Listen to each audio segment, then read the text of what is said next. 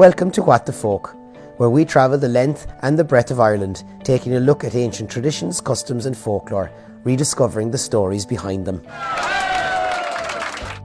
I'm documentary filmmaker Matt Sullivan, and I'm going to be your guide as we explore some of Ireland's more mystical traditions.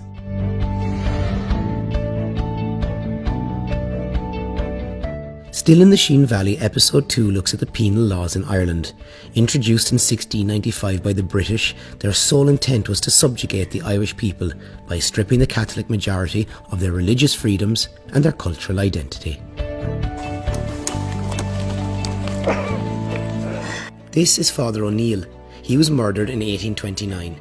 His crime, celebrating Mass at this location, Inchintagart. Standing proud in the valley vista, Inchintagart is a symbol of a people's defiance and religious fortitude. To learn more about this time of persecution and the clergymen who defied an empire, I spoke to parish priest and historian, Father Tom Looney. During the penal days, a priest had to be educated in Europe, smuggled back into Ireland, hidden among the people in secret, and people had hiding holes for them. There was a price then on the head of any priest. If you could identify a bishop, you get £50 sterling. In the 1700s, that was significant money. A vicar general was only worth £40. A priest like me was only worth £30.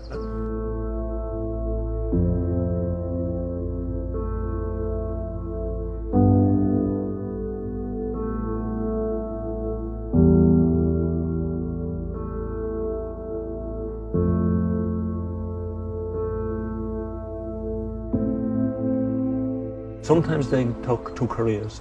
Most of the men I studied would have done a second career, maybe medicine or maybe pharmacy as well as priesthood. And sometimes that would be their cover then when they came back. The Jesuits, for instance, in England, they ran a famous bar. It's in Winifred's Well, right through penal days. They thought they were publicans, but in fact they were actually priests in secret at Winifred's Well in Wales. Again, that's the penal days in England, because it wasn't just Ireland was affected by this law, which of course was changed by Daniel O'Connell in 1829. That was the end of the penal days after a 290 period year. That was a long span, a long spell of persecution and oppression, but they failed.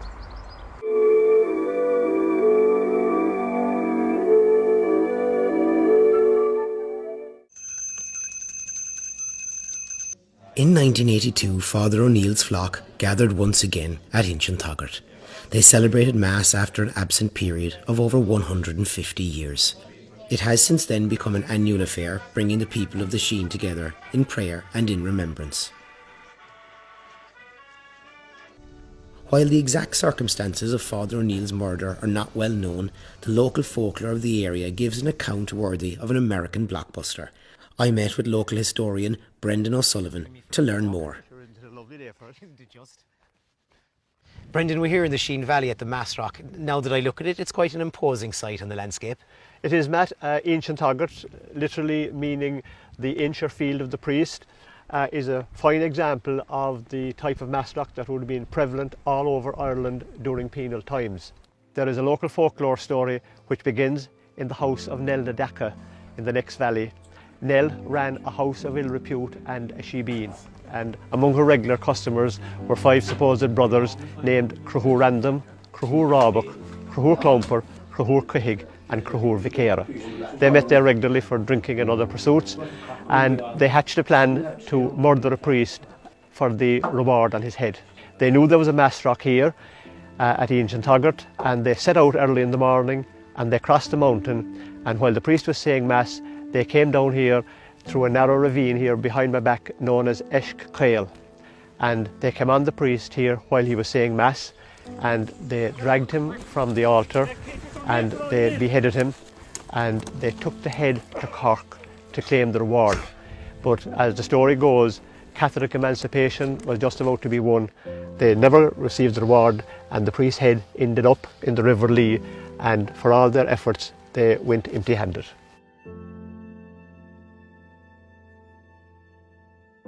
After all the plotting and the planning, the 5 Conn brothers not only left Cork City that day without a bounty, but the local folklore leads us to believe that each and every one of them died terrible deaths. Karma, I suppose, for their involvement in the murder. As for Father O'Neill, there's no doubt in my mind that his sacrifice and his bravery will be celebrated and remembered for generations to come by the people right here in the Sheen Valley.